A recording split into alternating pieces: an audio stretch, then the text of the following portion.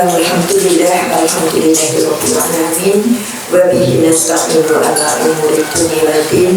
Assalatu wassalamu ala asrofil anbiya'i wal mursalin wa ala alihi wa ashabihi ajma'in, amma ba'd.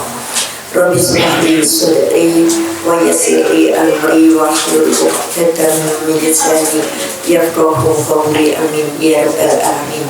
Allahumma sholli ala Muhammad wa ala ali Muhammad. Bunda-bunda Azizah Community yang saya hormati, yang saya takdimi, yang insya Allah dirahmati Allah Subhanahu wa Ta'ala, yang tentu cantik dan syarifah. Alhamdulillahirabbil alamin. Puja dan puji syukur kehadirat Allah yang hingga kesempatan kali ini limpah nikmat dan karunia Allah tercurah pada kita semuanya, sehingga kita dipertemukan dalam keadaan sehat walafiat.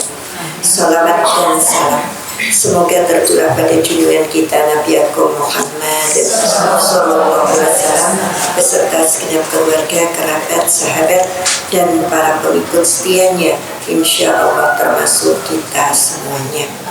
Bunda-bunda yang dirahmati Allah, mudah-mudahan yang kemarin tindak ta'alifah tidak jenuh dengan saya, ya, karena baru kemarin pagi di Alifah, sekarang kesini gitu ya. Mudah-mudahan. Ini ada yang bilang setan gepeng, tapi juga ada yang bilang malaikat. Kenapa dibilang setan gepeng? Karena menggoda. Ya, sudah wudu mau sholat bunyi ting, terus bablas sholat atau membuka HP? Iya, baca Quran, ini bunyi mandat, buka, sehingga disebut setan gepeng.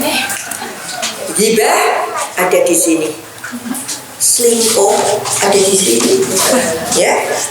Terus nonton yang nggak baik-baik ada di sini, maka namanya setan gepeng. Tapi ini juga malaikat. Ketika anak kita belajar cari materi nggak ketemu, di sini ketemu. Ketika saya dimintai sesuatu, Bunda, materi ini saya cari Quran, ayat piro ya aku lupa. Ternyata saya ketik di sini ayat narkoba, metu malaikat. Ya, suruh bangun ke kita, dibangun ke. Kita nggak bisa tidur, kita setel murotal, asmaul husna komplit. Ini juga malaikat. Ini mengantarkan kita ke surga, tapi ini juga menggelincirkan kita ke neraka. Kuncinya tergantung untuk apa, di tangan siapa HP itu berada. Jadi bukan masalah serinya, apakah akal kerwa atau butuh. Kalau saya pilih butuh, enak dipangan, ya. Sing dituku apel kerwa regane 15 juta, ya Allah aku apel butuh murah kok. Paham, Bu? Nah, bukan masalah serinya, bukan masalah mereknya, tetapi di tangan siapa HP itu berada, di tangan siapa sosial media itu dikendalikan. Oke. Rasul sallallahu alaihi wasallam berungkap, kowe ngaji kuwi anggere metu Quran, metu hadis kudu percaya.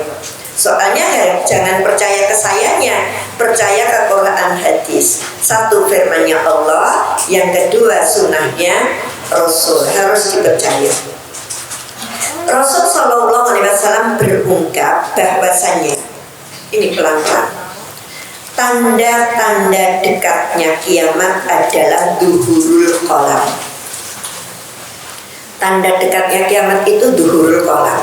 Seorang sahabat bertanya, duhurul qalam itu apa ya Rasul? Tersebarnya tulisan dengan cepat, yaitu tersebarnya tulisan sing nulis wae le maca ngrampung tulisane wis tekan ngendi.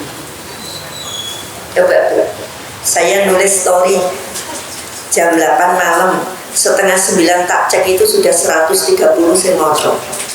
Nah, cek gitu. Jam berapa?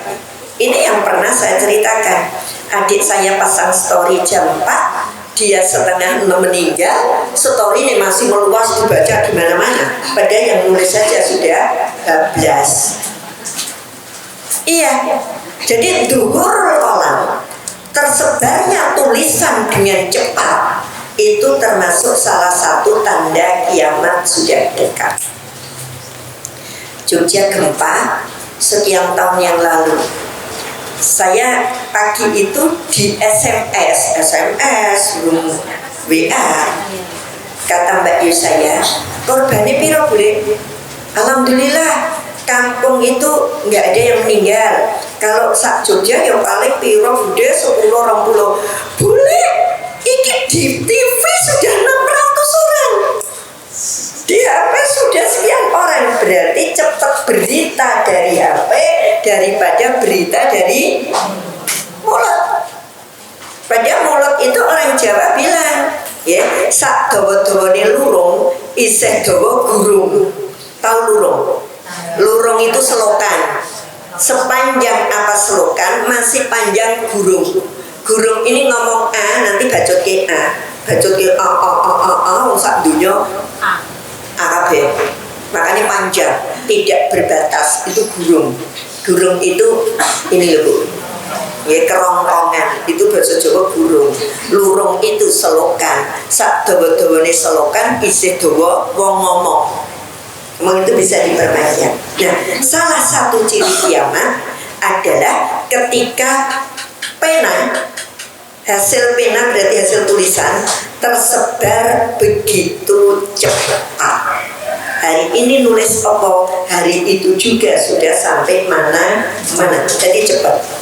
Hal ini yang disampaikan Rasul dipirsani di surat An-Najm, surat ke-53 ayat 1 sampai 9. Tadi sunnah Rasul, tapi saya kaitkan dengan Quran.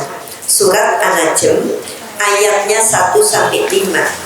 Wan najmi idza hawa ma dhalla sahibukum wa ma ghawa wa ma yandiku anil hawa in huwa illa wahyu yuha allamahu sadidul quwa.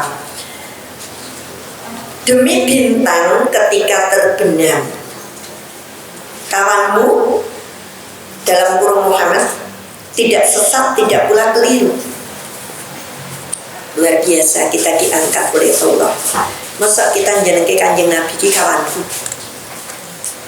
Kita lihat betapa rendah hatinya Rasul, betapa tawaduknya beliau.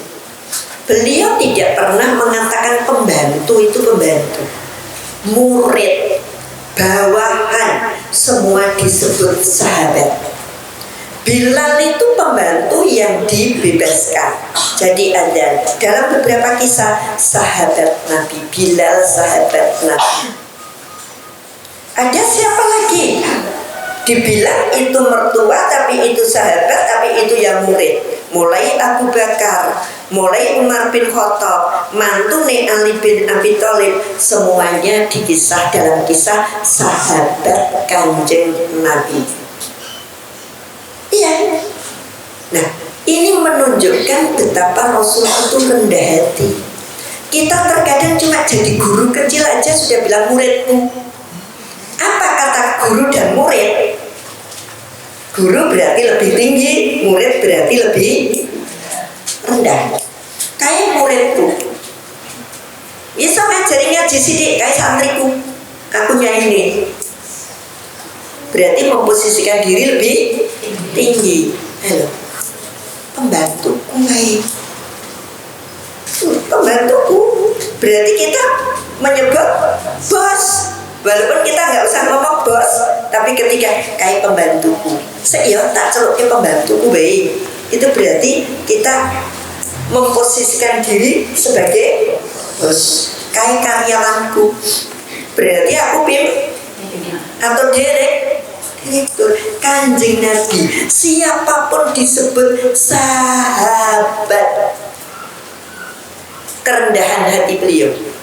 Maka di ayat ini Allah ngendika kawanmu dalam kurung Muhammad. Jadi kita ini menyebutkan yang Nabi kawanku loh, ya, kawanku Muhammad tidak sesat, tidak pula keliru. Jadi kalau kanjeng Nabi ngendika dhuhurul qalam, itu ciri kiamat, itu nggak sesat, nggak keliru. Allah menjamin apa yang diomongkan, yang dingendikakan kanjeng Nabi itu bukan kesesatan, juga bukan kekeliruan. Berarti apa Bu? Benar dan terpercaya. Begini loh. Karena udah dibilang ngeri-ngeri sedap ya. Kawanmu dalam kurung Muhammad tidak sesat dan tidak pula keliru. Dan tidaklah yang diucapkan itu apa yang diucapkan oleh Nabi dalam kurung Al-Quran menurut keinginannya. Apa kata Al-Quran menurut keinginannya? Ngomong-ngomong ilmu bahasa, ada kalimat langsung, ada kalimat tidak langsung. Raining segera dibulan, boleh PSDW dibulan kok, ya. Kalimat langsung itu kita nirukan apa kata orang tersebut. Kalimat tidak langsung, kata seseorang kita teruskan dengan bahasa saya. Misal, saya bilang, Bunda-bunda Azizah Community, besok Jumat saya mohon maaf tidak bisa hadir.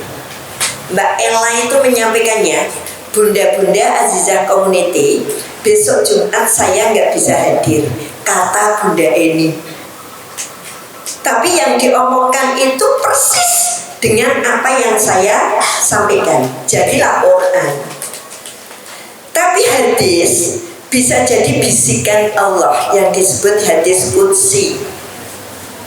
Allah ngendika, besok kalau tulisan itu semobar kemana-mana, itu sudah dekat waktu kiamat. Kemudian Nabi dengan bahasa sendiri, dhuhurul qalam, ciri datangnya kiamat. Mbak Ella bilang gini, Bunda-bunda besok Jumat kita ganti guru ya, Bunda ini nggak hadir. Isinya sama nggak tadi dengan apa yang saya sampaikan? Sama, tapi ini dengan bahasanya Bu Ella. Jadi dikatakan di sini, dan tidaklah yang diucapkan itu Al-Quran menurut keinginannya. Jadi sebenarnya itu idenya Allah. Itu Allah yang mau ngendika kalau dhuhurul qalam itu ciri kiamat, tapi disampaikan dengan bahasanya Kanjeng Nabi. Tadi saya contohkan seperti itu, ya. Jadi penjenengan temanya dari saya, redaksinya dengan dewi. Saya cuma nulis ngetik aja. Maaf ya, besok Jumat aku nggak bisa hadir. Dah.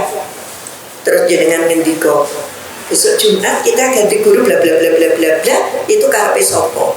Karepe saya tadi. Tapi bahasanya siapa? Jenengan. Ya, jadi tidaklah yang diucapkan itu Al-Quran menurut keinginannya. Tidak lain, Al-Quran itu adalah wahyu yang diwahyukan kepadanya, yang diajarkan kepadanya oleh Jibril yang sangat kuat. Jadi apa yang diucapkan oleh Nabi itu sesungguhnya Al-Quran yang diwahyukan oleh Allah melalui malaikat Jibril. Kanjeng Nabi juga nggak ngendika saksene dewe, itu semua sudah dikendalikan oleh Allah. Nah, ibu-ibu, itu dasar saya mau bicara betapa berbahayanya media sosial. Adab bermedia sosial supaya tidak menjerumuskan kita pakai adab. Yang pertama adalah membagi waktu secara proporsional. Ya, membagi waktu secara proporsional. Profesi dengan proporsi beda, ya. Salah satu tanda Allah berpaling dari kita, salah satu tanda Allah menggelincirkan hati kita adalah dengan dibiarkannya kita sibuk dalam hal-hal yang tidak bermanfaat.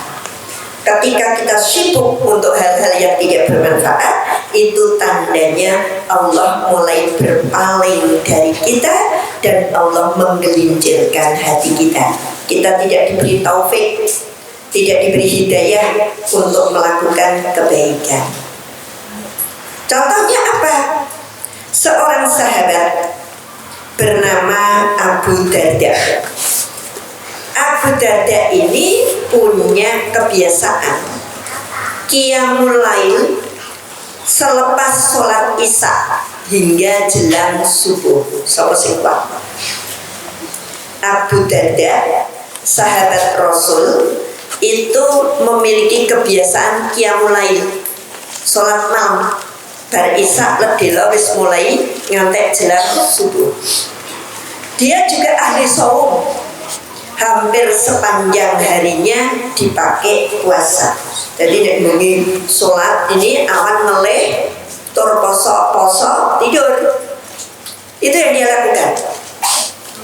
Berita tentang kebiasaan Abu Darda sampai ke pendengaran Rasul. Aku krungu ning kono ana sedulurku, ana kancaku, ana bestiku gaine poso talere, sholat habis isya, sholat lain sampai jelang subuh. Mendengar berita itu, kemudian Rasul berungkap dalam hadis riwayat Bukhari Muslim ini, sesungguhnya bagi dirimu, keluargamu, dan tubuhmu ada hak atasmu yang harus engkau penuhi. Maka berikanlah masing-masing pemilik hak-haknya. Hadis riwayat Bukhari dan Muslim. Artinya begini, hak tubuhmu. Kita itu butuh istirahat. Jangan dolim menyiksa badan. Poso, pergi jauh, poso pada sunnah. Ya, wah disuguh neko-neko poso sampai tidak menghargai tuan rumah karena pengennya istiqomah. Istiqomah tidak seperti itu, ya. Kita tidak memikirkan hak tubuh kita, tidak memikirkan hak lisan kita, lidah kita, sampai dibiarkan sakit mah kambuh, sampai dibiarkan matanya suntuk, wajahnya lusuh karena kalau malam nggak pernah tidur, sampai dibiarkan badannya nggak punya tenaga, semuanya habis. Itu namanya tidak memenuhi hak. Kamu punya pasangan hidup lah, kalau kamu sholat lain dari habis isya sampai subuh, bojomu tak kepingin. Paham Bu?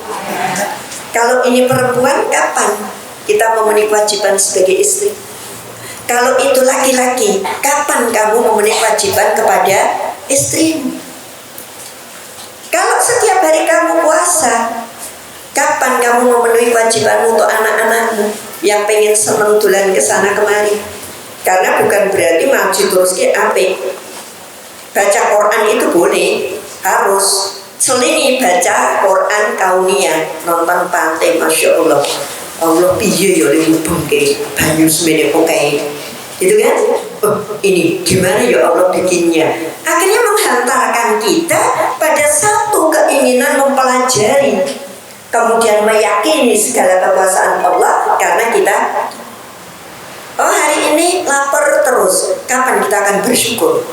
Adanya sabar, terus sabar itu baik, tapi tanpa bersyukur sabar gak gandeng. Kenapa ada bersyukur? Karena ada buka, karena ada piknik, karena ada jalan-jalan, bersyukur. Nah, adanya musibah, ya kita sabar. Maka Rasul tegur orang itu, kamu jangan sholat terus, jangan puasa terus.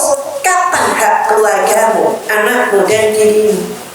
Kemana arah pembicaraan saya? Bunda, selagi sholat terus dan puasa terus saja ditegur, apalagi dolanan HP terus, gitu loh. Paham? Jadi jangan terpaku dengan cerita saya depan. Ini loh diarahin. Kalau sholat terus baik, Rasul nggak berkehendak. Kamu puasa terus saja, Rasul tidak setuju, apalagi dolanan HP terus. Kira-kira pripun? Nih, anak kita punya hak. Ketika tanya dijawab, bukan tanya Mbak Google, buka internet, itu komplit. Giliran ibunya takon, besok gimana? Tanya Mbak Google. Karena apa? Karena ibunya seperti itu. Komunikasi pakai HP. Oke. Tapi saat tertentu ternyata komunikasi dengan sentuhan tubuh itu luar biasa. Anaknya dikeblek pundaknya. Adik sekarang udah lebih tinggi dari ibu. Padahal yang ngeloni gitu, lagi wingi loh dek. Pak itu bisa dilakukan dengan HP? Enggak. Ada di sini. Jadi arah pembicaraan saya tadi, kalau untuk ibadah saja terus-menerus ditegur Rasul, apalagi cuma sekedar dolanan HP.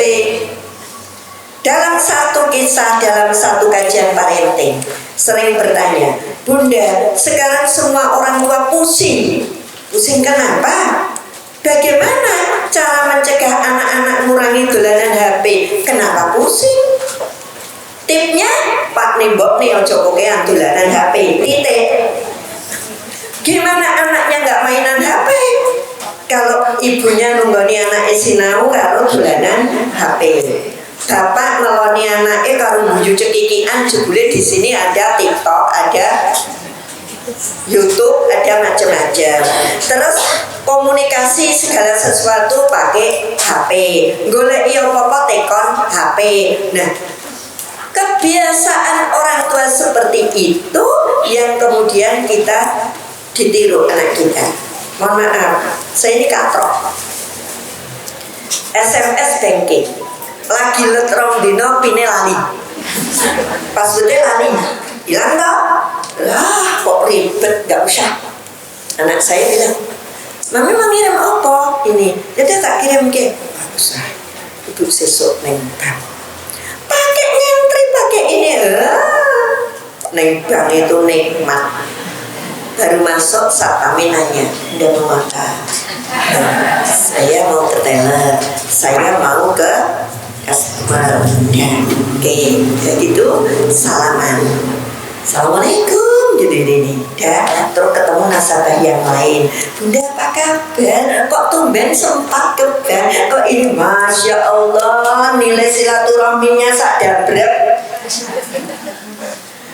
Iya, lah transaksi. Oh transaksi malam-malam COD-nan komplit sih.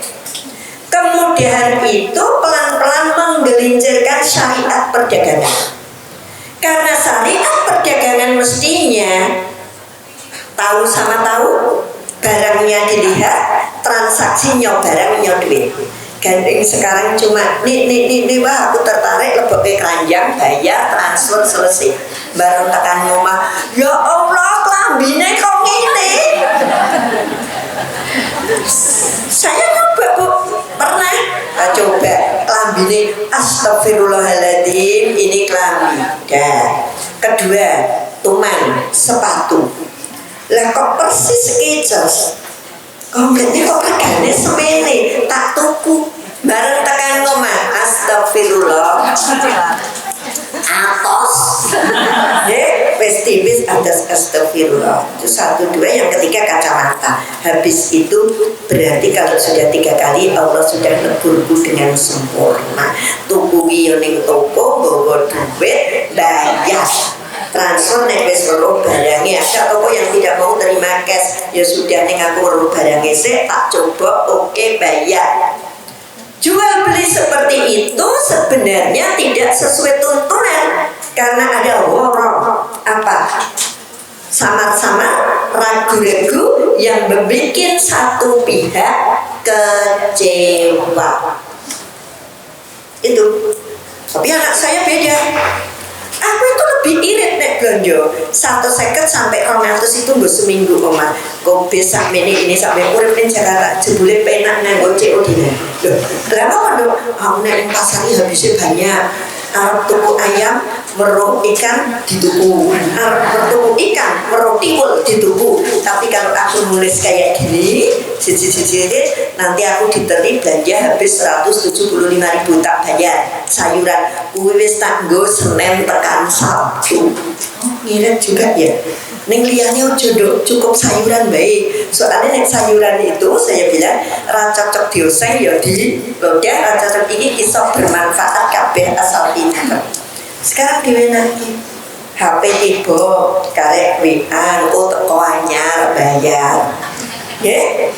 Sesuk dress kotan kudu ra duwe goleki ning HP pesen engko teko bayar. Astagfirullah. Kapan nih silaturahmi? Kalau kita mati yang layak sopo HP. Ya, kita sakit, astagfirullah, di rumah sakit seminggu nggak ada yang nengok. Lah yang nengok iya tukang Gojek, Shopee, itu aja yang nengok. Karena komunikasinya dengan itu. Giliran mantu diundangi semua ngeluh. Ra kenal kok ngundang. Ya ra kenal kalian komunikasinya pakai HP terus. Mohon maaf loh. Ada plus minusnya. Kenapa saya mempertahankan seperti transaksi di bank, mempertahankan daftarnya rumah sakit dan gak dituruti? Ternyata antri itu ada kenikmatan tersendiri. Betul. Ketika kita mampu mengambil hikmah, antri berubah. Oh suwe, kalau mau daftar pakai online dari itu lemoro di pas saya online banyak ke rumah sakit mana, oh keluarga Atakrib ada yang jadi dokter di sana, udah lewat apa aja boleh daftar itu. Di situ agak lama, ternyata saya sakit. Bunda sakit apa? Ini loh kepala saya itu kayak sini sering sakit itu. Wah itu stres Bunda. Weh, aku ini motivator stres. Itu stres mikir banjo karena jam ini ke sana, jam ini ke sana, jadi stres. Oh gitu ya. Terus obatnya ini loh Bunda untuk ngendor ke saraf-saraf di sini. Nah, akhirnya aku kasih tuh pesen obat sing larang cukup dikandani karo wong iki mau. Hikmah Bu. Coba aku mau neng omah teko ngepasi ra krungu berita bahwa itu cukup minum sesuatu terus mari. Coba cari hikmahnya. Tidak semua terwakili oleh HP, tapi kita bisa silaturahmi konco oke. Ibu kok kenal sih karo kai. Ya ini salah satu keuntungan tidak kongkon HP. Semua dikasih. Rasul tidak menginginkan wong sholat terus, wong poso terus, apa meneh wong dolanan HP terus. Ini ditambahin ini, ya.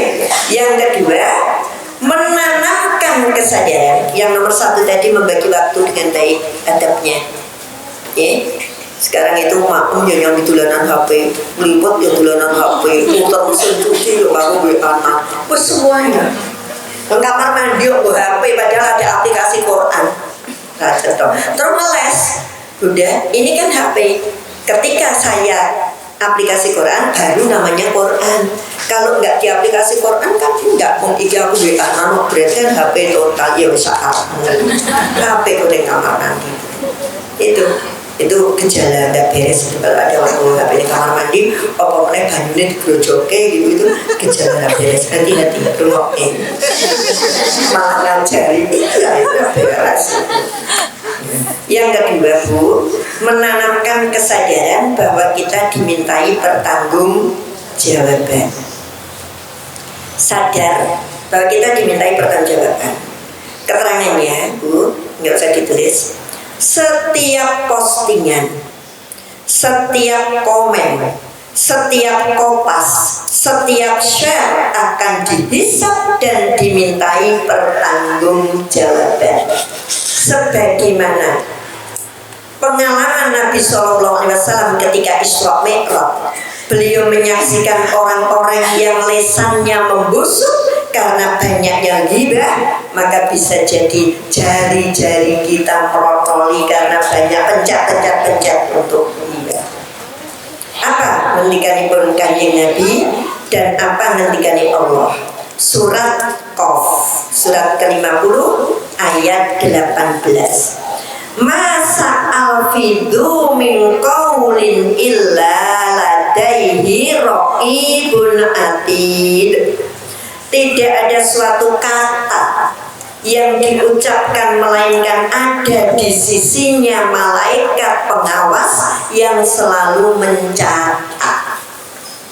Ngeri ya? Kalau nganggo omongan tidak ada kata yang terlewat. Kalau pakai driji tidak ada tulisan yang terlewat. Nek isin nombor cekel nganggo jempol iso. Nek aku tuwa sing siji nyekel HP, sing siji nunak-nunuk lah kuwi bae sire nulis I malah ngomong lu. Ndure to. Sire nulis A malah S wong jejer. Bareng dibaca astagfirullah sing sok bedanan dengan saya maklum ya, kalau ada A kok jadi S siji jadi 8 ya samarmu itu sudah mengerahkan tenaga ya. Tapi kalau muda titik rangeske wis karo ngobrol ini astagfirullahaladzim iso terus nyamsu ini Bu. Tidak ada suatu kata yang keluar dari lisan atau suatu kata yang hasil tulisan kita, pencet-pencet kita, melainkan dalam pengawasan malaikat dan kita siap bertanggung jawab. Karena di sini malaikat mencatat, di sisinya malaikat pengawas yang selalu mencatat. Jadi dalam hadis riwayat Bukhari Muslim, al-muslimu man salim al-muslimu min lisanihi. Orang muslim adalah yang selamat dari tutur katanya, yang selamat dari tangannya. Maka ketika kita mendapat postingan, mendapat kiriman apapun, satu, teliti kebenarannya. Ini satu dulu, teliti kebenarannya. Bagaimana cara meneliti kebenaran? Kalau dasarnya kuat, silakan percaya.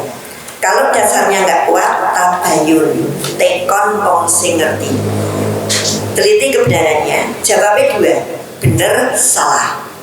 Kalau salah, masuk kotak, skip. Saya bener. Manfaat apa tidak? Manfaat atau tidak? Kalau sudah benerin, nek tak terus ini manfaat apa ora? Oh tidak manfaat, kotak lagi. Manfaat. Kalau sudah manfaat, teliti lagi efek yang timbul. Merugikan atau tidak? Itu terus. Jadi tidak setiap opo komunis opo keke, opo komunis opo keke. Nggak bisa. Karena apa? Karena ada satu hadis yang berungkap kafai bil mar'a kadziban ayyuhaddasa bi kullu ma sami. Cukuplah seseorang dikatakan dusta jika menceritakan segala hal yang didengar. Hadis riwayat Muslim. Wis dianggap pendusta nek anggere itu langsung share, kandani uang langsung kandake ini tanpa kita tabayun, tanpa kita meneliti. Itu oleh hadis riwayat Muslim sudah termasuk pendusta. Jadi kalau ada berita dibocor, diresapi dulu. Kalau ragu tabayun bener pojong ini habis itu baru oh ini nek taksir manfaat, nek taksir marai kisro, nek ini bener si A cerita nggonku ini orang maling, ternyata si malingnya mau si A koncone dhewe bener bareng tabayun bener kok bener ning pantes di-share enggak? Nah ketika di-share nambah perkara udah di situ perang wes. Nah ini kasus gereja dibom pas Natal. Yang satu bilang itu saya ngebom Muslim. Udah kita baca enggak Muslimnya rahmatan lil alamin ya sudah. Lah kok rekor-rekor diposting di grup. Ternyata grup kampung. Wong kampung eneng sing Kristen. Lah tadinya kampung itu aman walaupun siji Kristen siji Islam ning rukun dadi hari itu ribut karena yang Kristen merasa gerejaku dibom karo wong Islam. Mikir efeknya tidak bisa. Ibu ingat ini dipercaya kata seorang dokter di rumah sakit, jangan dipercaya kata seorang dokter, kata dokter A di sebuah rumah sakit A itu baru. Kalau cuma kata seorang dokter di sebuah rumah sakit, ada pasien yang menderita sakit karena di dalam perutnya ada lintah yang berasal dari kangkung yang dikonsumsi. Maka bagi ibu-ibu hati-hati konsumsi kangkung. Nah ngono percaya terus diedarke. Wono brokoli jerone ular gede banget, lagu brokoli ini sepiro, ularnya sepiro. Saya kasih tip, nyuci brokoli cukup air, kasih garam, brokoli ditugeli, nanti kalau ada ular dia sudah ngambang sendiri, tinggal ngambil dan rampung. Lintah bu sama garam itu takut. Apa nek masak nganggo garam? Atau lintah di kena air mendidih, rak ya mati. Lah dulu saya kecil makan jeruk isinya nggak boleh kelelep, nggak pukul. Percaya? Iya kan bu? Ternyata setelah tahu, oh metune ya hancur karena penggilingan kita itu hebat. Penggilingan kita hebat bu, pertanda kalau kita makan daging susah dicerna, kadang masih gede dilep, tapi metune juga tetap hancur. Berarti penggilingan kita itu hebat. Kira-kira nek lintah digiling kira ya mati dong. Apalagi sudah kena garam, sudah dimasak. Lah kok percaya kata seorang dokter di sebuah rumah sakit itu sudah tanda-tanda bohong. Kalau dia benar mesti jenenge dokter disebut, rumah sakitnya mana disebut, paham bu? Efeknya nggak bagus. Orang dodol kangkung batine piro dokter sio-sio. Ya ora satu kali, enak lintah ya. Dia mesake kan bu. Lebih gila lagi bu. Umroh berkali-kali, kaji berulang. Dikatakan menurut juru kunci Masjidil Haram. Nah Masjidil Haram tidak tahu tutup kok ada juru kunci itu dari mana. Gitu wis kaji wis umroh ya percaya gitu. Ya terdengar suara auman begitu keras. Menurut juru kunci Masjidil Haram. Lah Masjidil Haram ki nutup jam piro? Wong ora pernah ditutup. Dia agak bener sithik juru kunci Ka'bah isih mending karena Ka'bah dibuka hanya di waktu tertentu. Nek juru kunci Masjidil Haram itu bagi yang sudah pernah ke sana, nek percaya ning ndi. Lah kayak gitu kok beredar ning grup kaji. Aneh kan? Ini bu, sesuatu tidak bisa kita akan dimintai pertanggungjawaban benar dan tidaknya. Maka etika yang kedua tadi adalah sadar bahwa setiap postingan kita, setiap ucapan kita, setiap kita itu dimintai pertanggungjawaban. Amin. Ria, ibadah yang paling tersembunyi apa? Puasa. Puasa itu paling sembunyi. Sholat bisa untuk ria, bisa. Begitu ngerti dimakmumi, dihusuk-husuke. Begitu ning ngarepe marang tuwa, le maca diapik-apike, padahal nek dhewe jengklit-jengklit. Sedekah kena ria bisa banget. Ya, ngulungke pokoke nek urung dipoto sing apik urung tak culke gitu ya. Urung diposte gitu tuh. Bisa sedekah diceritake itu bisa. Yang paling potensial menggelincirkan hati adalah haji. Ini saya singgung pas haji. Paling banyak menggelincirkan hati dari niat ikhlas. Baru daftar terus diposting. Alhamdulillah sudah terdaftar meskipun tunggu. Yang bikin nopo gitu. Nunggunya masih 30 tahun. Hari ini ke bar 14 ning Depak numpuk, terus mulie di foto jebret posting. Alhamdulillah sudah terdaftar meskipun nunggunya lama. Ngopo ya karepe? Ya. Baru wis entuk panggilan, alhamdulillah sudah dipanggil. Koper teko di foto, koper sudah siap. Sesuk apa gitu? astagfirullah. Sampai sana alhamdulillah ke rondo nggak antri. Alhamdulillah gayanya itu alhamdulillah bisa dengan nyaman nyium Hajar Aswad. Ngopo? Iya Bu, ibadah haji itu mudah sekali hati tergelincir dari kesucian, karena apapun bisa. Teman-teman semuanya, Azizah Community, alhamdulillah tadi pagi saya tahajud dan teman-teman sudah saya doakan semuanya. Ini jamaahku kudu loh, kayak gitu. Karena kalau jamaahku pernah tak terangke, doa yang mustajab adalah doa yang tidak diketahui oleh yang didoakan. Gak usah kamu cerita, esok mau tak dongake kabeh lho, gelon. Kudu mau mustajab saat ini dadi ora gitu. Tadi kan kalau kamu diem saja, Allah sudah mengabulkan. Tapi gandeng gue ngomong dari rasido, padahal sih didongake aku. Masa ditik-ek? Itu Bu, hati-hati. Sesama kita sering kalau saya Wianan Bunda Nining itu kita bilang jauh di mata dekat di doa. Nggak usah diomongin, esok mau tak dongake. Ya, nggak cuma jauh di mata dekat di hati, dekat di doa. Artinya apa? Sering kita senggol dalam doa. Nek ora sah, nek bar tahajud nyenggol iki nyet esuke jenengan mau tak dongake. Enggak usah. Mereka tahu, biar tahu sendiri, enggak tahu enggak akan mengurangi apa yang kita lakukan. 1, 2, ini asik banget tak jamin. Yang ketiga, niatkan semua karena Allah.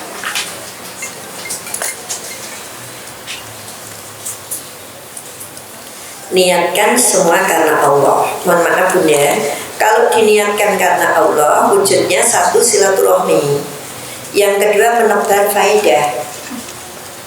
Jadi kalau HP itu diniatkan karena Allah, 1 untuk silaturahmi. Ini tak buka, belum tak baca. Nggak tahu Mbak Yu saya. Assalamualaikum boleh. Baru ketok witok, mengenai tak pocok, lo wis dibaca orang dibales-bales dan jadi tak pocok sih. Dan cuma ketok aja nih ketok. Oke, assalamualaikum boleh.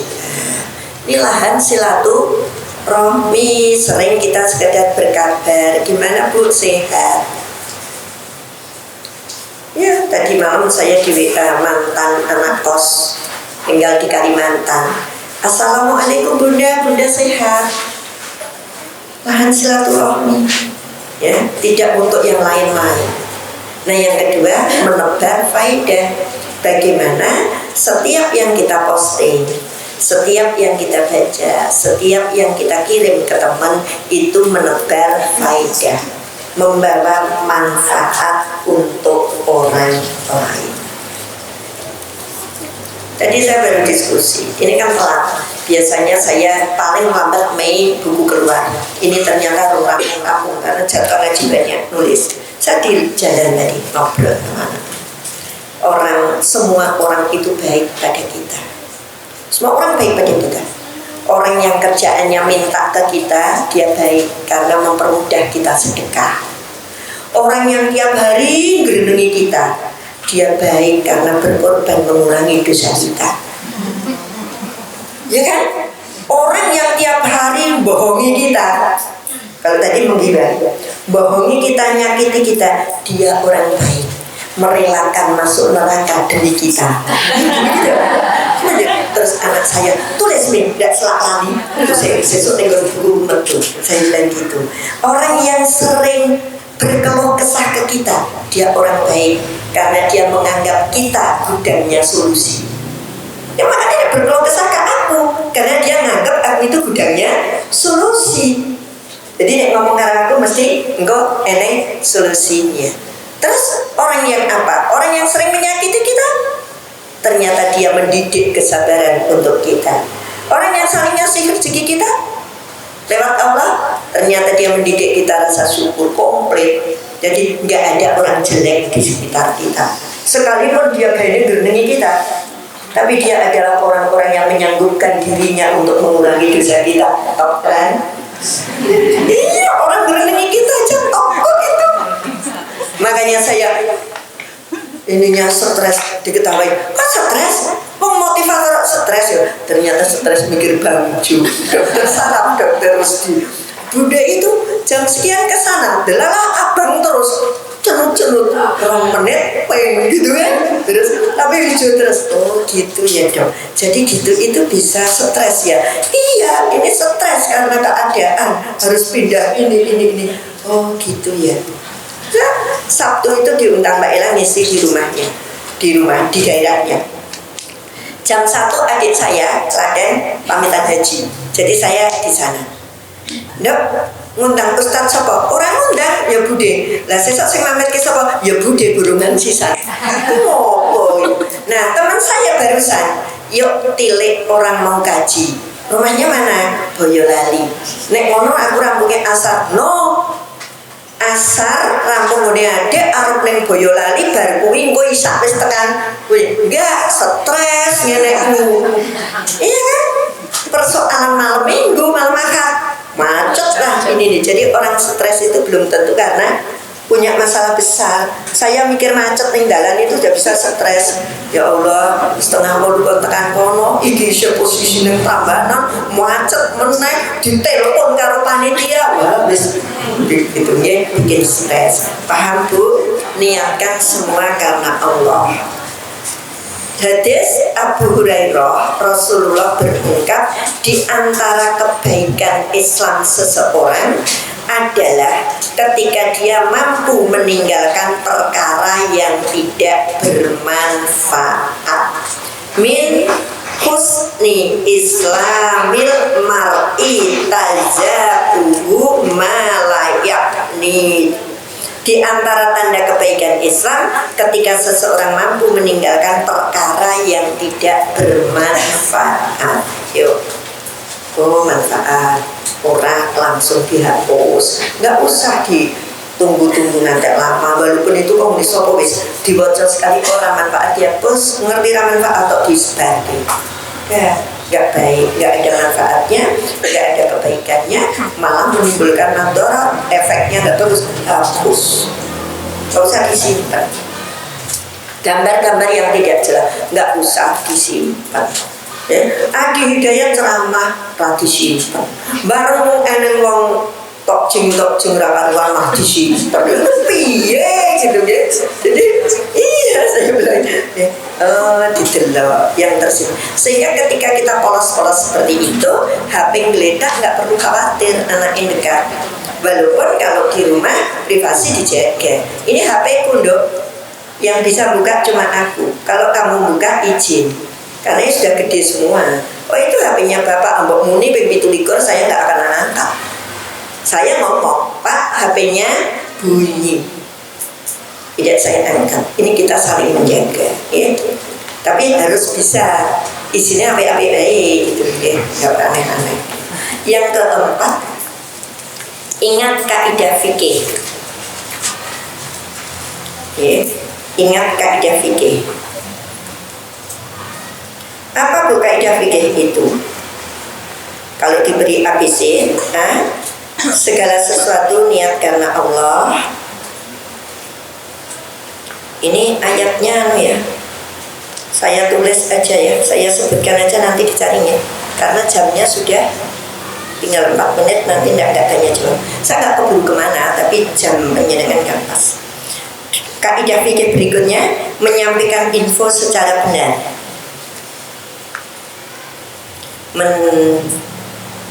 Memberikan info secara benar. Saya cek satu dulu ya.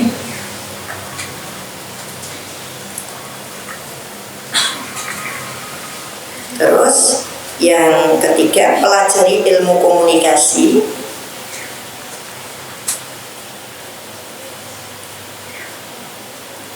Berikutnya tabayun.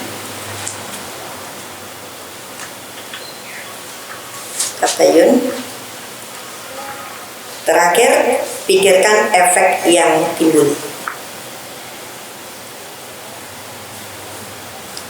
Oke, saya sampaikan niat karena Allah sudah tadi. Terus menyampaikan info secara benar. Apa yang disampaikan itu sesuatu yang bisa dipertanggungjawabkan. Ya, itu dasarnya Quran surat Al-Isra ayat 53. Dan katakanlah kepada hamba-hambaku, hendaklah mereka mengucapkan perkataan yang baik dalam kurung benar. Sungguh setan itu selalu menimbulkan perselisihan di antara mereka. Sungguh setan adalah musuh yang nyata bagi manusia. Menyampaikan info yang benar, yang baik, nek bener apik rasa. Ngerti si A elek. Lah upamanya tak sebar ya itu apa tuh? Mbak sudah. Jadi sampaikan info-info yang baik saja kayak begini. Kemudian pelajari ilmu komunikasi. Pelajari ilmu komunikasi ini ya untuk gampang susah. Surat Ali Imran ayat 159, lemah lembut. Karena WA itu tidak ada intonasi. Jadi kadang-kadang terjadi salah paham. Ada orang menceritakan, anakku juara. Lalu jawabnya gila. Lah gila jadi nesu kan? Padahal kalau langsung gila itu beda. Gila itu kagum. Gila, aku mau neke gitu. Nah ini ilmu komunikasi karena kita itu pakai WA, ambil bahasa yang bagus. Anakku juara hebat, mudah-mudahan berkah kan gitu. Tidak ngomong gila, walaupun maksudnya kayaknya gila gitu. Oh, gila banget gitu ya. Gila banget itu maksudnya yuk hebat, mau. Nah, milihmu kata salah. Paham Bu? Ya, pahami ilmu komunikasi. Jadi pakailah bahasa-bahasa yang bisa orang itu langsung paham, tidak menimbulkan ambigu, tidak menimbulkan makna ganda yang bermasalah. Terus tabayun. Tabayun itu mencari kebenaran. Ada di surat Al-Hujurat ayat 6. Surat 49 ayat 6 itu tabayun. Jika orang fasik datang kepadamu membawa suatu berita, bertabayunlah. Digoleki benere sik, ojo langsung dipercaya. Jadi kalau mendengar ini ojo-ojo wah, tiwas-wis mangkel banget jebule wah. Ya kan? Enggak boleh. Terus efek yang timbul, oh nek tak posting kok nimbulke perkara, oh nek tak ini kok ini itu kaidah fikihnya orang berkomunikasi para dai dan ulama. Jadi kayak saya matur itu ada kaidah fikihnya. Misalnya saya datang ke sini karena Allah, dia menyampaikan info secara benar. Guru ngaji nggak boleh katanya si A nggak boleh. Jadi harus ada ini loh Qurannya, ini hadisnya. Berarti menyampaikan secara benar. Kemudian pelajari ilmu komunikasi. Seomong-omongnya saya itu kan pernah dikatakan tajamnya lisan, lidah itu lebih tajam dari belati.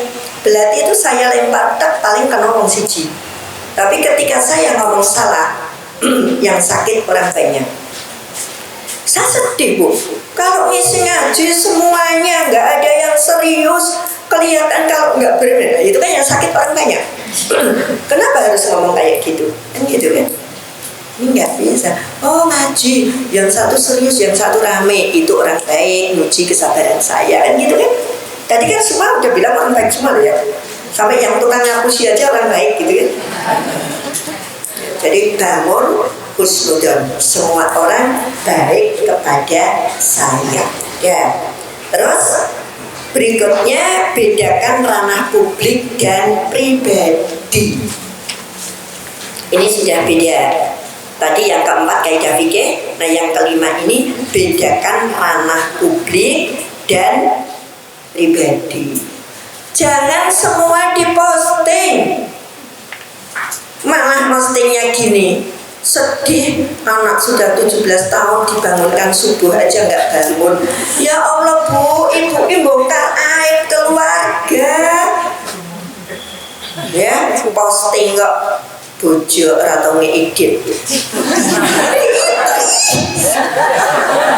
Maka kadang-kadang ada orang posting kok nyebeli cuma masak apa ya hari ini, astagfirullah. Loh, saya kok maca storynya orang, gue sinau.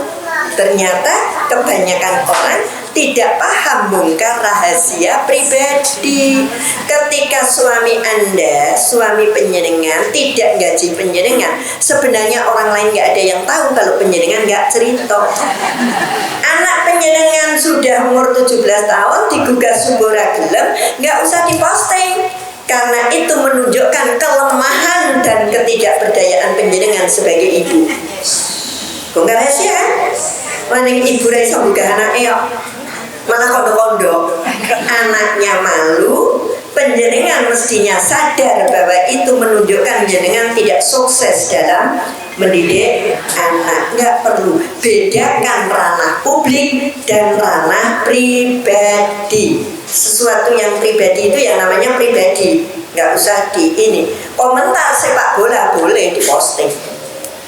Atau kalau saya sudah jelas postingan saya hanya jadwal ngaji dengan kalimat-kalimat yang insya Allah ada manfaatnya, selain itu enggak gitu. Tapi derek lah bu, ya jual-jual enak diposting. Sing moco wong ra didit. Ya Allah, kuwi iso mangan enak-enak padahal aku lagi banyak mikir. Mikir apa? Susu gratis dibatalkan. Makan siang gratis dibatalkan. Lekas wae urung wis batal. Ibu-ibu yang kemarin ayam sekarang udah tahu. Sebelah saya itu kan ada itu warung susu itu. Dulu sudah ada tulisan susu gratis, program pemerintah. Sekarang mesti didadal susu gratis. Ibu-ibu kan udah baca kan bahwa bapak yang punya program itu sudah membatalkan program makan siang tidak efektif karena anak-anak kecil siang itu sudah pulang yang SD. Jadi mau diganti makan pagi. Lagi saya sok postingnya pagi sing masak sopo ribet rasi gontek. Terus susu gratis, ternyata kandungan proteinnya lebih banyak telur dibanding susu. Maka susu 1 gelas akan diganti dengan 1 telur. Nah wes menunggu postingnya apa? Peternak tidak mampu menyuplai telur tiap hari. Wih mau ngarep bubar. Masya Allah. Ya, nah kayak gitu gak gibah karena itu publik sudah ini. Terakhir hindari gibah. Hindari gibah. Gerenangi konconi nok neng grup akhirnya padu. Hati-hati dulu, grup itu juga ini. Ada cerita, tetangga saya itu sakit lah. Di grup itu rencana tilian kok orangnya lah ditoke sih. Kemudian kan orangnya ditoke, enggak. Rencana tilian tekan urunan piro, bawa opo.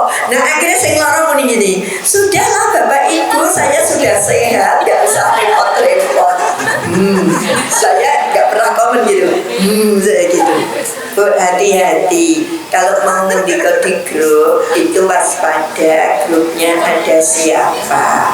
Kita ngomongnya baik-baik. Dan dasar itu single parent kan memang gitu. Ternyata di grup itu ada single parentnya 2. Nah akhirnya tersinggung kan, hati pecah. Hati-hati kita kenali siapa yang ada di grup itu sebelum kita ngomong. Ngerembuk blonjo larang-larang, ngerembuk jilbab galau, sementara yang dijak ngerembuk dan didit. Masih ingat tak jilbab galau? Apa jilbab galau? Jilbab itu regane 500 munggah kayak galau. Nek dicuci galau ndak kelunturan, disetrika galau ndak kobong, tinggal lunga galau ndak colong-colong. Itu namanya jilbab galau. Nggak usah nggak usah beli jilbab galau. Pakai jilbab yang nyaman, nek kobong ya wis wayahe kon ganti gitu ya. Nek ilang ya wis sesuk tuku meneh gitu. Kelunturan malah warnane apik kombinasi. Tapi nek jilbab galau ya sing setrika diseneni, sing sapa diseneni mereka enggak usah nggih. Pokoke enggak usah yang galau-galau. Itu saja Bu, monggo kita jadikan surga atau neraka. ada pedoman-pedoman fikih bagaimana kita bermain sosial media. Tidak bebas, harus tahu waktu, harus bisa bikin waktu, muatannya apa, manfaatnya seberapa, yang bisa dihindari. Terima kasih, jam 9:07. Kalau ada yang bertanya sedikit, monggo silakan. Kalau yang mau bertanya dipersilakan. Oh ya, Siska. Terima kasih, sangat bermanfaat. Saya mau menanyakan mengenai kita sering komen dengan mass media ya.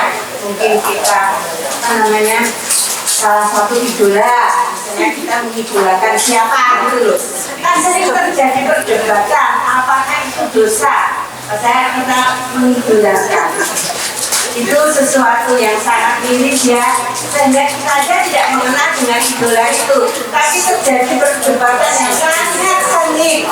Kita itu dianggap gimana ya, apakah kita selalu memberikan sesuatu apa ya, pikiran yang positif atau negatif atau sebagai pelajaran.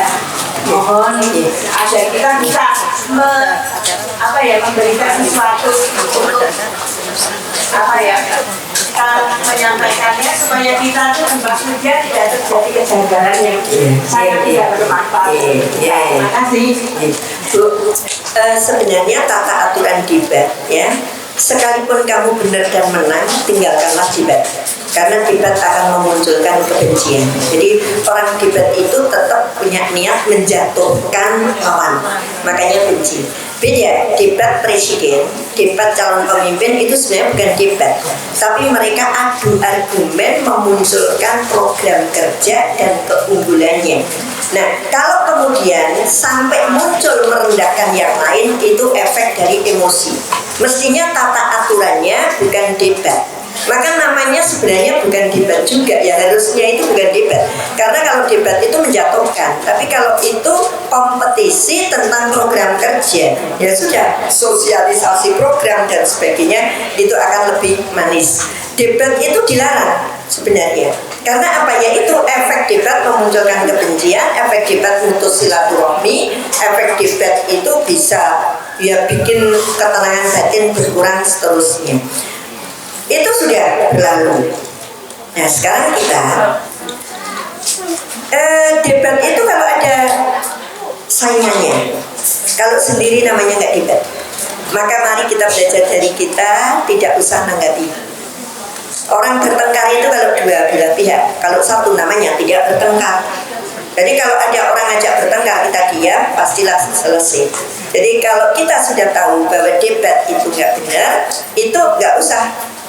Saya pernah matur di sini, adik saya mau kaji besok itu kalau dibilang antek kok ya elit, tapi pengikut setianya Bupati Klaten. Saya matur jujur, Klaten semua diangkat dari PDI, PDI-nya top Klaten. Adik saya adalah jurkam Sakti karena itu pengawalnya Bupati dulu Pak Narno berada di istrinya, dia masih tetap dipakai. Sementara saya di teras didamping sama Anies Baswedan, kakak beradik. Tapi saya sportif dengan adik. Ketika ketemu tidak pernah satupun keluar kata-kata Jokowi, Prabowo, Anies, enggak. Itu urusan kamu, itu pilihan kamu, itu ini kamu. Dan adik saya tahu, dia punya mobil gambarnya PDID. Nek moro ragu ngaku itu, dia moro ke tempat saya nggak pakai mobil itu. Dia ngerti bahwa kandangku duduk kandangnya DE. Tahun pemilu yang dulu, kalau dengar nama Pak Amin dia marah. Ya sudah, saya nggak pernah sampai sana itu nyebut nama Pak Amin. Sementara Mas Hanafi, Mbak Nu biasa dengan saya. Ya sudah, karena kita duit dulu. Pemilu itu anaknya kan cuma sebentar. Kamu jadi adikku itu 40 tahun. Dia jadi adik saya sudah 40 tahun. Masa iya kita mau diadu domba kayak gitu. Jadi Bu, kita tidak bisa ngatur orang lain, mari kita ngatur diri kita sendiri. Kalau ada orang memulai debat untuk hal-hal yang itu, sekarang aja tinggal tertawa. Kamu kemarin, wah susu dari saya susunya rasido, terus pengumuman tanggal 1 Juni resmi BBM naik. 1 Juni berarti sesu itu wes rasakno kan ngono ta? Ya udah, tapi kita nggak perlu debat bahwa apa ya saya dirasake walaupun aku ya kena efeknya gitu. Kalau itu bensin mau kayak aku bang gue gitu kan namanya ini gitu. Tapi itu mungkin mulai dari diri. Oke, ya. Ada lagi yang mau bertanya, Mbak? Iya. Oh, belakang ya. Assalamualaikum Mbak Eni. Saya mau bertanya tapi di luar yang konteks yang kami kan banyak sekali orang itu kadang ada yang berpikiran seperti itu gimana kan ada orang yang berpikiran oke itu orang tua itu harus mau sama anaknya ukuran bapaknya dia harusnya kan bapak itu ya mantap harus mau sama ada yang berpikiran kayak gitu tapi soalnya kayak kita diskusi sama orang tua kita ngomong sama orang tua sebenarnya banyak apa ya banyak yang kurang paham soal kayak gitu mohon apa ya mohon solusinya kayak gitu. Sudah? Itu aja mohon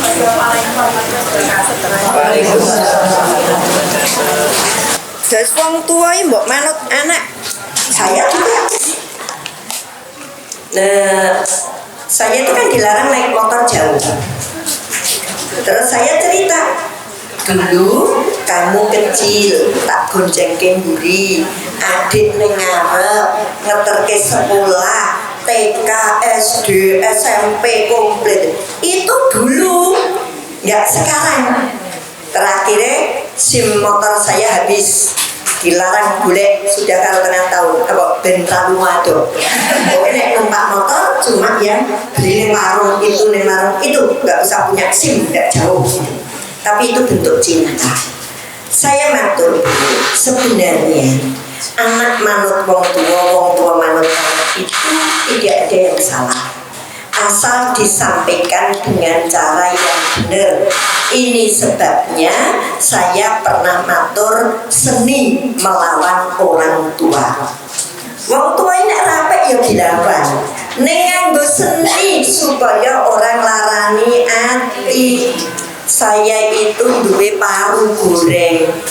Saya bilang ke anak saya, "Nduk digowo, kena boleh-oleh neng tonggone nek kamu ra suka." Oleh-oleh kok bikin penyakit. Merhati tuh saya. Jadi ini paru gorengnya kok wis cetha itu jeroan, isih tambah digoreng, isih nganggo tepung, lah ya penyakit. Terus saya ngomong, punya kalimat yang lebih baik enggak buat ibu? Namanya wong tua kita lho, nek kena swara sithik itu loro. Dan sakitnya orang tua ini dosa anaknya. Anak itu durhaka ketika menimbulkan rasa sakit orang tuanya, walaupun mungkin bagi anak tidak merasa kalau itu menyakiti. Pilih kalimat sing apik walaupun menyakit. Boleh jawab ini. Parune api ombu-ombu ning engko nek tak go ning Jakarta paling remuk ning dalan omah, nek ngeki tangga remuk kan ra enak. Aku bisa menerima. Nek tak bilang oleh-oleh kok bikin penyakit. Ini lalu tak tutup. Saya bilang gitu, saya ada gitu. Ini Bu, makanya saya bilang seni melawan orang tua. Sebenarnya ini melawan, tapi bahasanya paru kuwi kan ombu. Ya, saking ombone.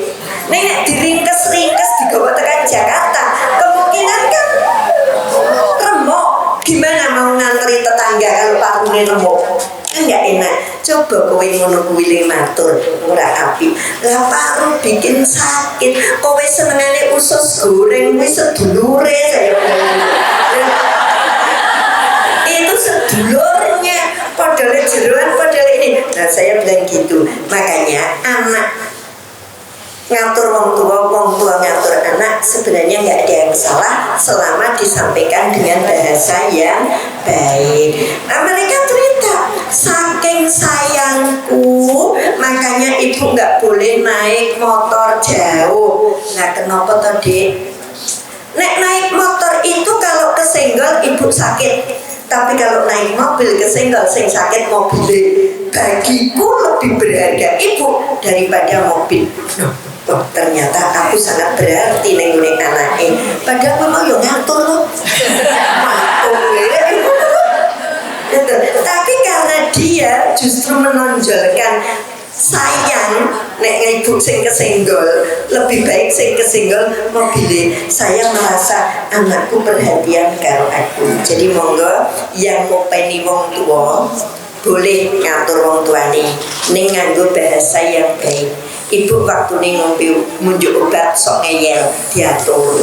Ibu waktunya nggak boleh ke ini neng nekat diatur ning dengan bahasa yang baik. Kita sebagai orang tua, kita punya anak yang sudah gede, kita punya mantu, kita punya ini, kita bisa ngatur ning dengan bahasa yang baik. Selama itu bisa kita pegang, ya, seni melawan orang tua tadi, nah itu insya Allah semuanya baik-baik saja. Tergantung pilihan kita, ya. Lah si mbok pada yo ngeyel kok pengen nang masjid yo malah nang masjid gitu. Nah, padahal karepmu ape ning nganggo kata si mbok andane yo ngeyel loro. Iya toh? Mbah, nek arep tindak masjid ki ngendika engko tak terke. Ning nek kabeh ra ning omah ora sah tindak masjid. Iki wis dimaklumi nek wis sepuh ki. Berarti terus dikasih gambaran, wingi lho Pak Desi sire munggah ke tempat wudhu malah kepleset. Terus ini kan dengan bahasa yang baik, ya, ngerti gitu nggih? Nggih pun wis awan, itu saja. Pesanan yang tanggal 29 nanti dirembuk sendiri ya. Jadi Mbak Ella itu WA saya untuk yang bulan depan, tapi hari itu saya jatah di Mungkit. Mungkin itu sebelum Borobudur. Dari sana selesainya 7:30. Nah, paling cepat 8:30 kan baru sampai sini. Padahal mulainya jam 8. Terus saya jawabnya dirembuk saja dengan pengurus. Kalau tanggal 21 insya Allah saya ada 9:30 di Jogja. Tanggal 14 ada di UNY tapi jam 11. Jadi bisa ini. Tapi kalau yang tanggal 29 saya dari mungkin itu 7:30. Itu bisa kira-kira sendiri ngebut dari saja. Nek dimik-dimik tambah gitu kan. Padahal anaknya ojo ngebut gitu kan. Terima kasih, kurang lebihnya mohon dimaafkan. Billahi taufiq wal hidayah. Assalamualaikum warahmatullahi wabarakatuh.